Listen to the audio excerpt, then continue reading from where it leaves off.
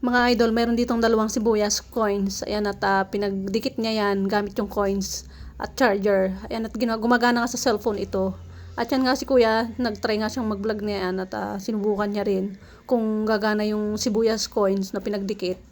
At tapos syempre yung charger. Ayan mga idol, sinaksak niya yung charger doon sa sibuyas tapos gumana sa cellphone. At ito mga idol, papakita. At ito nga pong mga idol, sinubukan ko rin. Bumili ako ng dalawang sibuyas na yan. 5 pesos na coins na buo. Ayan, at ginawa ko rin yung nasa kanina nasa unang video. Siyempre, ginawa ko na rin dyan yung charger. Ayan, kalapit ko.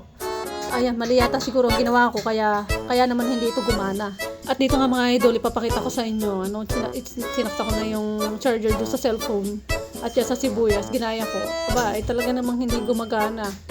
At grabe, ayan, 4% kasi itong cellphone mga idol ay hindi talaga siya gumagana mga idol. Ayan o. Ay, yung talagang hindi siya gumagana. Thank you for watching.